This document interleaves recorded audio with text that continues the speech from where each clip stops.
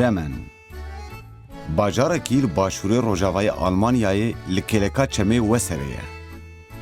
Derdora 500,000 nüfusa nava bajêr heye. Lê teva derdora xwe bi ser milyonekê dikeve. Dîroka bajêr û weke deverên din yên Ewropî ji dîroka olê tê.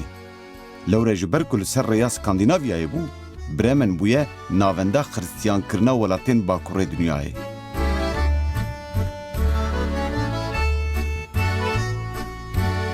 Lê elbet gava ku dibêjin Bremen, sembolên çandî yên bajêr jî tên bîra mirov. Nayê bîra kesî ku hey degerî li vira hewl daye ku hebûna mirovî nas bike. Lê belê her kes dizane ku li vira li ser kerekî, kûçikekî, pisîkekî û dîkekî çîrokek tê gotin ku birayên girîm nivîsandiye. Peykerê van ajalên ku lehengên çîrokê ne li meydana bajêr ya dîrokî hatiye danîn ku ev meydan ji aliyê UNESCO'yê ve weke mîrasa dunyayê hatiye pejirandin.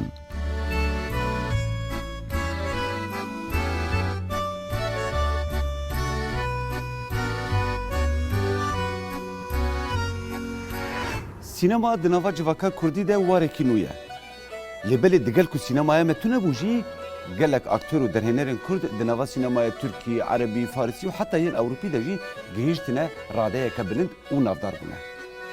Yek ji wan kesan ku weke aktör û weke derhêner jî di nava civaka Kurdî êdî tê naskirin, Nazmî Kirik e. Nazmî Kirik ku em rûyî wî û navî wî ji filmên navdar jî nas dikin, îroj dê mêvanê bernameya me be. Em ê bîra behs bikin, ka gelo kar û xebatî wî çi ne, ji ku hat û gihîşkî derê dixwaze çi bike, projeyên wî çi ne. Nazmî Kirik di pencereya Kurdî de dêjmera behsa çavê xwe yê dunyayî bike. Nazmî Kirik di pencereya Kurdî de li bendê be.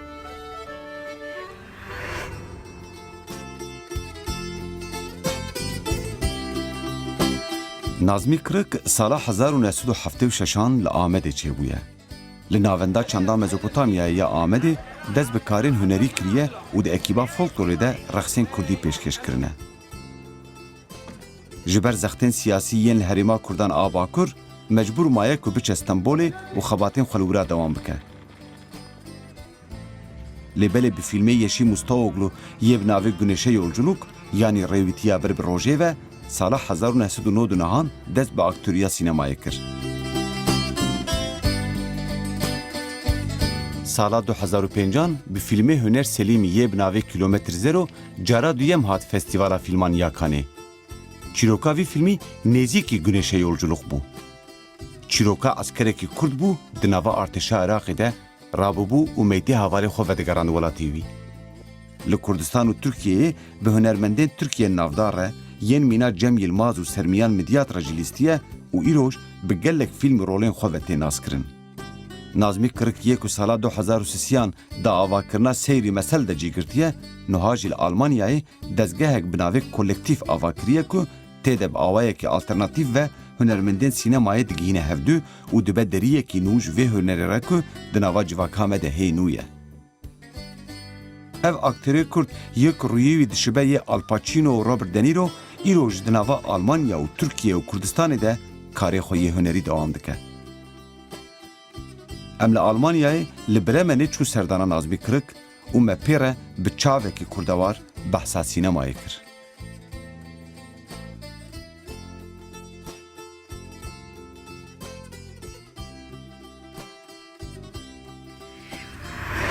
Belekekî Nazmî, di van 30 salên dawîn de em dizanin ku li Bakurê Kurdistanê gelek kes bi riya sînemaya Tirkî ve ji xwe re deriyekî nû vekirin. Lê belê tu ji dezgehên Kurdî hat, ji folklorê, ji şanoya Kurdî tu hat û nemîna gelek kesên din. Ji ber ku evên din yê ku tev li sînemaya Tirkî bûn, weke Kurd ketine, bi rolê Kurda ketine, bûn xelkê Tirkiyê. Lê tu îmacek te serê Kurda de heye, ku te temaşe dikun hezkirê te ne, tu weke Nazmiyê Kurd ma.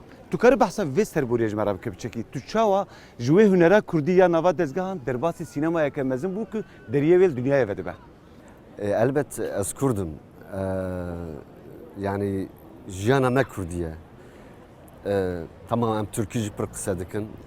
Elbet em Türkiye jî İstanbul jî gelek jiyan qasê 20 sal 25 sal. Ama aslê xwe em ji ku hatirin em çi dikin milletekî wisa bindest, wisa zulmê dibîne.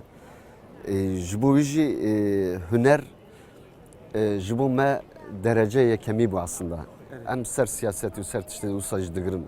Huner ji bo me birastî jî pir mühim e, ji bo milletê me jî mühim e. Bi vî awayî de mesela min serî de li Amedê, li Diyarbekir, ez dema ku çûm lîsê min dest folklor ekîbekî wa bûm li derê dest pê kir. û rojekî di rojnamê de işte di nivîsandin navenda çanda Mezopotamya li Amedê wê were vekirin, şaxekî wî Amedê were vekirin. Bi wî reklamê ez çûm min xwe qeydê tiyatro kir û jiyana me ya tiyatro lîstikvantî jî wê çaxê dest pê kir. Elbet salê notî de min zanî çawa, yani herkes milletê me zane çawa bû. Zahmet bû. Birastî jî pir zahmet bûn. Me bi dizî yani tiyatro gawa divê gawa tu bilêzî, divê elbet tu bikî qêrînî dengê xwe derxî, dengê xwe ji bo bigijînî temaşevanê herî Çون dawî. mikrofon nayê bikaranî. Nayê, tune bû. Cîkî wisa piçûk meşhura dîtî bû, ji bo deng neçe derve deşifre dibêjim Tirkîçe ji bo ku polîs pê nehesin li vê derê tiyatroya Kurdî çêdikin. Bez me bi dizî tiyatroya xwe çêkin. Lîstikekî me wê çaxê derxist, navê lîstika me jî Birîna dilê min. Ew lîstik paşê em bi wê lîstikê em çûn İstanbolê me tûrne çêkir, İzmîrê, Adanê me tûrnekî wisa çêkir. Peki em ê çawa biçin İzmîrê, İstanbul rê girtîn û zanim çawa problem hene. Çağı rewşa awartaya bû herême. Elbette. Kostümê xwe dekorê xwe ka em ê çawa bibin hetan İzmîrê. Me kostüm dekor bi trênê me şiyand û hevalê me lîstikvan jî bi erebê çûn. Yani wek karekî illegal bû xey. Wisa bû. Newsa. Tabii wisa aynen ula. Yani Kurdîtî wisa bu yani direkt şu evkil tekst bu. Yani tu teröristi yani. Yani navek vakit evkilme bu. Her dahatın mesela sazê me, em jin çi enstrümanê me bana Portugî me rojkî hazar ha Portugî me çirandim bana. Portukhana me bu ne çemeda li Amedê. Qasî hazar ha Portugî hebû. Yani ez bêjim heysid heb çirand bu yani. Ama o çırandına vacip bir sabır çoğu insanaki yani akasa Portug birasıcı zahmet güç çıran bir şeş torbe o vak Portug'e ku hatımı çırandım bir de şavtandım. İmajeke Kurdan di nava sînemayê de hebû. Lêbelê ev îmaj tim bi destê hinine din ve de hat çêkirin. Kurd dibûn gundî, Kurd dibûn ehmaq, Kurd dibûn cahil, Kurd dibûn kesên ku ji gundan bûne penaber û koçber û hatine bajaran û dikevin nava rewşên komîk ku kenê xelkê pê dihat. Tim dixwastin tiştên wiha nîşan bidin. Me bi Nazmî Qiriqle behsa vê rewşê kir. Gelo îmaja Kurdan ya sînemayê de çi bû? Çawa diguharî û ji bo çi wiha dibû?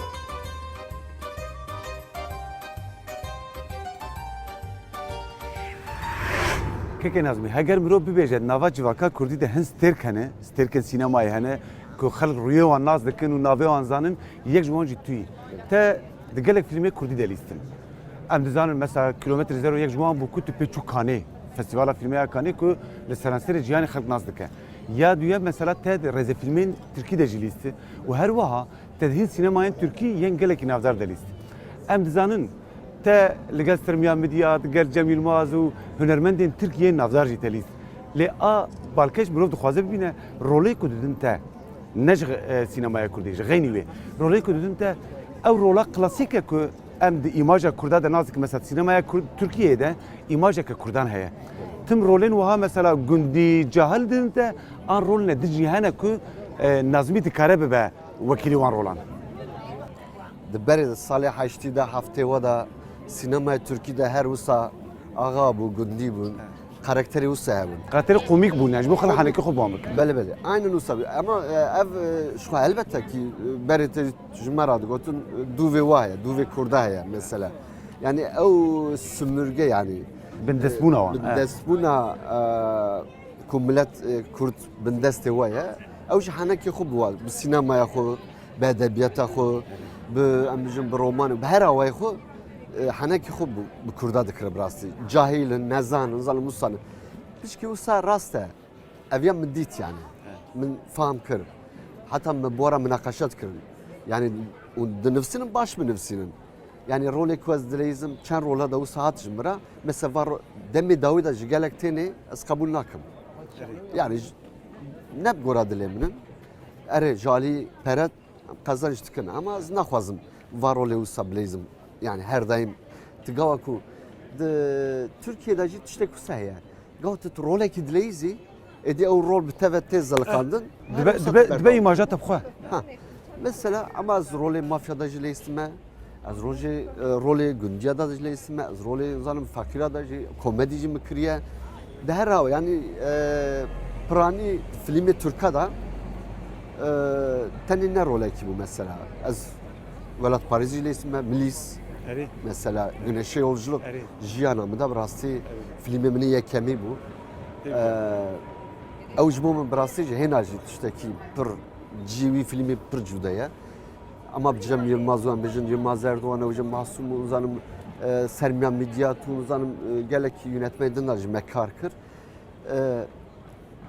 Ez ji xwe min tu cara sînemaya Tirkî min ji xwe re nekir nimûne.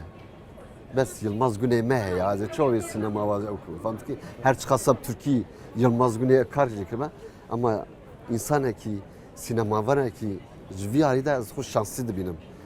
Yılmaz Güney'li piştime aslında. Ew rê çawî wî çawa film çekiriye. û insanekî şoreşker bû yani. Li Avrupa'ya hêsantir e rahattir e. Ku tu vî karî bikî. Na, ne rahatine. Mesela vê derê em dizanin gelek Emek derdeme. Devlet atetine be. Fil her derece okey. Tu çıkar serkeftî bijî zahmetî heye. Ji bo tu pere bibînî, ji bo tu prodüksiyonê bibînî, ji bo tu çîroka binivîsînî. Li vê derecê ew hadi min çîroka û nivisan diye pere bidin min nîne. Gelek tişte dixwazin. Divê tu vana gişa bînî baher. Ey kültürekî me wişta distûne ji berê da. Sinema ne tenê pere ye. Yani perekî pir mezin tu nikarî filmekî baş erê. çê bikî. Yani ev navê manê. Pereyê me heye dixwazim filmekî baş çekim. Na. Mesela li vê derê ye. Yani em him film azanı mesela bütçeye mezun tek şandın hem film jî brasî bütçeyem çok ledi bir şahsen. Numune hene bi telefonê pir filmê baş hatine kişandin ku li Kanê û li Dunyayê jî festîvala digere xelat sandin.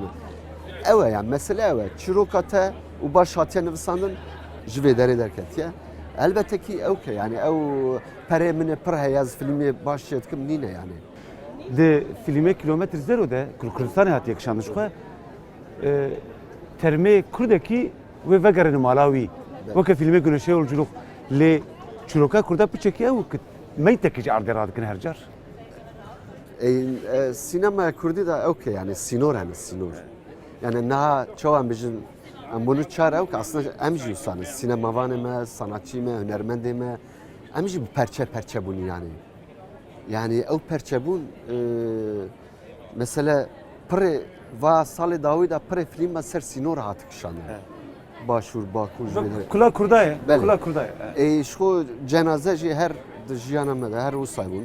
Di kilometre zero da jî tamam cenaze ji xwe re dikir rêkî ku leşkerî xelas bibe.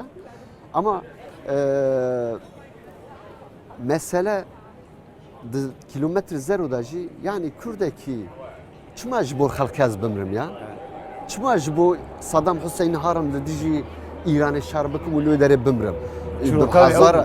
Bi hezara Kurdê me li wê derê hat kuştin. Me Çanakkale'de de ji bo Türkiye me aqasa îro çi tîne serê me em dibîne yani. Ya piştî Yılmaz Güney me dît ku Huner Selim û Nazmî Qiriq bu wê rola xwe çûn Kanê heta finalîst bûn jî yani hindik ma bû xelat bistandana. Ew çûna Kanê çawa çêbû? Yani dûr de temsîla Kurda û Nazmî Qiriq te xwe çi hes kir? Barek bû ser milête yan serkeftinek bû ji bo te ku tu gihîşt devre herî bilind. Rastî jî Kan ne hesane ha herkes nake jî. kek huner dema ku li me telefon kir bi kêf bi coş got filmê me wê biçe Kanê yani tiştekî cuda ye yani kan bi rastî ji bo min jiyanek din bû yani. Kan referans ha. Elbette ki. Yani bifikre nava Kurda da çend kes şunu Kanê? Yılmaz Güney. Yılmaz Güney çûye. O kilet nizanır. Rezan Yeşilbaş. Zersa ew ka xelata herî basa. Du hap kir çûnû. تطلعي فلسطين مرحبا تشاورت باشي عيدات بيروز بي استنى دستيتا Não deu pra ligar. Ei, como Bacari, Tirana? Oh, dzień dobry, no. Depois eu vou mandar. Chez des moi 300 euros. Comment? C'est pas assez. و te bidîta. Di ser de Camîr ji xwe razî jî bû. Camîr qefedî nekir û heqê beqlava min xwar jî ji min stend. Na ez xwe giran nakim. Te bidîta simêlê wî jiyê Saddam Hüseyin xirabtir bûn. کێکە نازمی ئەم دەزانم مەسەلا ئەرێت و وەک ستێرکە کووردا خۆرت و جوانین کووردا تەناز دەکەن هەن کەس ناوێت دەزانن هەن کەژی تەنێ ڕوویەت دەزانش بێت گەڤا مرۆڤ فیلمێکی تەماشە دەکە جانە ڕۆز بیرا مرۆڤ دەدبینن ئەو فیلمێتە یê xwediyê dikana telefona Brükselê kişanın filmê binefşan arîn dûr de em dibînin te roleke gelekî taybetî kiriye tu porê xwe şayî dikî xwe amade dikî xwe xweşik dikî xwe de benda jina ku te dil dayê xwe çawa amadeyî rolekê dikî tu kerî biçekî ji me re behs bikî Ev karakter aşık bu yani. Evet. Aşık keçke bu. Aşk tişteki dünya ga marv aşık ve brastici nava rol da beci normal jiyana marv da jiga marv aşık ve elbet erê li insanê ku tu jî hez dikî elbet xwazî xwe ji bo wî xwe xweşik bikî. Her tiştê xwe nîşaneyî bidî. Bes duî ji bo yani karakterekî marv çaw hazır dike. Ji bo min aya kemîn ew e yani bi derhîner re bi rejîsör re dibêt kontak baş çek yani. Yani derdî wî çi ye, derdê aktör çi ye. Divê vana stedineke daimî heye elbet yani çünkü derhêner eger wî senaryo xwe bi xwe nivisandiye wî gora ew ke mantıqa xwe dixwaze tiştekî bêje li wê derê gava ku dikişîne jî dixwaze tiştekî bêje. Di wê derê de têkiliya min û bi nevşa bêrîvan bi rastî derhêner baş bû. Ew karakter pir baş ji min re qal kir. A duduya jî gava ew karakter min ew kir li vê derê de jî gerek peneber hebûn. erê Ji wa gerekî dersan, bi wara gerek qise kir têkilî min bi wara gelek çêbûn. Ji bo wê jî ew hêstê ku em min duê derê de kar kir, ez bawer dikim wisa baş derket meydanê. Yani ez bû wek wî karakterê di wê çaxê û em bêjin der û dorê me gelekî însanê wisa penaber henin. Yani vê zehmetî kişandin. Haziriya me tiştek wisa bû. Erê film short filmı, kurt film bûn. Ama gelekî mesela li ew kê me xelatek kisan. Xelata herî aktörê baş em bêjin. Li Combox Film Festivalê Fransayê.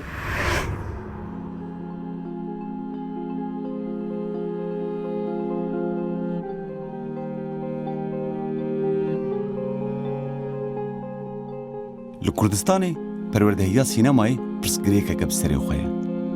Yekî ku ew qasî tecrübeya wî di nava sînema û rezefîlman de hebe, yekî ku ew qasî derhêner û prodüksyon nas kiribin. Gelo dikare ji bo pêşxistina perwerdehiya hunerî ya sînemayê li Kurdistanê çi pêşniyarî me bike? Nazmî Qirix di vî warî de rêyên gelekî cuda cuda nîşanê me dan ku mirov dikare hunerê sînemayê li Kurdistanê pêşve bixe.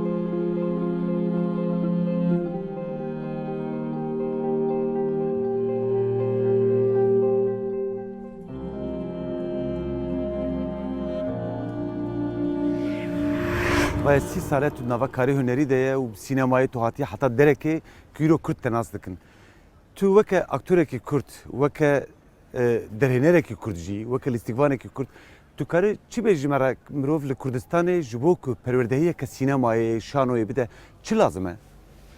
Yani TÜVEK okey bir fikre, vek üniversite bir fikre, mektebeki bir fikre. Jiboy mektebe çıpıyız be.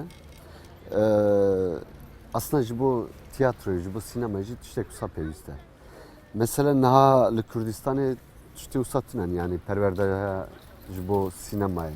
Mesela üniversite Ahmede heye Türkiye mecin, üniversite Türk'a. Dicle Üniversitesi 5 yıl sinemaya nine. Am ji li Hewlêrê wan jî li Duhokê û zal alî bajarê Kurdistanê dine nizanim. Yani heta niha min nebîst. Beşe perverdeya hüneri heyli taybeti sinema tüneye. Sinema tune erê. Ji bo jî ji bo sinemayê jî perverdeya sinemayê jî mesela li Viyanayê me film tasvîr kir. Akademiya Viyanayê. Li serê wê li serokê wê akademici Michel Haneke. Michel Haneke nasıl? Serixwar derhênerekî mezin e. Pır mezin ji bo min jî Usaya yani birastî derhênerek pır mezin. Mesela li wê derê de ê ku li wê derê dixwînin tamamî ji bo filmê xwe xwendevan ji bo filmê xwe çêkin ji bo montaj bikin her tiştî teknik li üniversite de heye. Ji bo tiyatroyê jî gerek tiştî wisa hebe. Yani ew imkan hebe. Yani ne ku meriv cîkî ve bike û Senin nav li ser be yani. navev ya. Yani akademik lazım ji vî işi re. Ji bo jî elbet yani rojê pêşeme de wê çê bi çê nebe ez nizanim. Bez sinemavanê me giş li derve em bijin li Ewropa an jî li üniversiteyê xerîb perwerde bûnin. Hinek ji we henin bi serê xwe gora imkanê xwe. Em ji astanê derhênera bûye. Di proje sinema da karkirine paşî we jî proje xwe çêkiriye. Yani ama ji bo akademî de ji bo perwerdeya sinemayê tiyatro dina beşê hunerê dina divê ew kebe ew imkan hebe.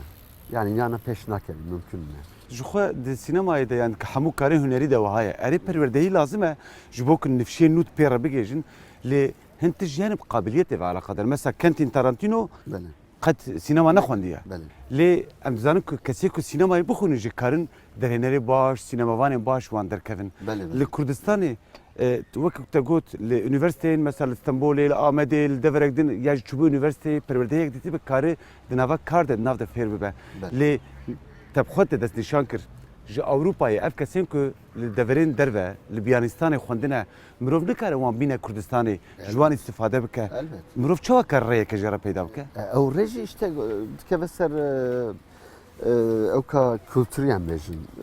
Wezaret Wezareta kültürî yani ew divê va kara da pişkî mijûr be. Yani navê wî wezareta kültürî. Evet. Peki kültür çi ye? Yani pêşxistina hemû warî hunerê yani çandê. nava me Kurda da bibore. Nava Kurda da hunermend bes ê strana dibêjin. Tê nas kirin. Evet. Ama ne olsa ya. Yani hüner gavtu bêjî elbette tiyatro heye, resim heye, fotoğraf heye, sinema heye, opera şano heye, heye, şano heye, var hasli heye de pır ciki pır vekriye yani. Kültür yani. Wezareta kültürü de viya oyda. Tane ne jibo müziki, jibo govende ne dve ciki usabe. Eko müzik, mesela müzika kurda peşketiye. Burası gelek peşketiye, dünyada jinekte naskırın. Ew ji ber tradisyona wê dengbêjiyê tê Elbet. müzik ji xwe li cem Benga çand. havayı hebun. Yani tren ama sinemayı tren edibecim ya. 100 sal Avrupa'da peşemede ali sinemaya da ali tekniği da. Adı da her tişte sinemayı ev avatkın. Yani kamera ev çetkin. Rast. Yani emlikarın tripotek çekin. An şar yok hem çekin. Evet. Jibo vi wezareta kültürü ve vi havayı da xwe biçekî hebe her sal filma çebike xwendevan jî dibe gerek film çekir pratikê da bikar ew rêv ve bibe belki ew jî difikirin em nizanin yani belki fikrê we hene wisa ihtimale ku difikirin ama wezareta mesela ew şerê İngilistanê û zan Mekke derê bûn welatekî din tam baş nebîra min ew xelas dibe cepxane xelas dibe وزارت شهر دچه با سروک وزیر دبیجه جو وزارت دنا برا پره ام جوا قط بکن جبو شهر Evet. سروکی و دبیجه کیجا وزارت دبی وزارت مثلا kültür Evet. Ji ber ku herî bêkêr ew e dışarıda. Yani warê tê zanîn. ama serok vezir dibe çi dibi ez vi şerê ji bo çi dikim Ya. yani ev şerê min ji bo çi ye çaxê ku ez wezareta kültürî biçavî ji dest bistînim çima vî şerê dikim ve çaxê mesele ev ye برجين ديارك از ولاد بارزم از مرو پرورم Te dilê xwe dabû ber kîjan bayî birako? Li kîjan keştiyê swar bûyî bê babirk, bê nexşerê, ber bi parzemînên nenas ve li xopaniya rêyên dûr yên penaberiyê, xortaniya te weke siyekê li tengala te. لسر ملين تهيفيا ملتكي هاي جي هبي هاي جي نبي تهبونا خو كريا كرداني تبجي وهر بجي مدل دا تنقالا هف ممل بادان وامكتن سر فيريچي تربين ازبتي مل هيفيا مبون گو امي روجك وگرنه بحمود دولة مندياكو مجلسران سر دنياي دانه هف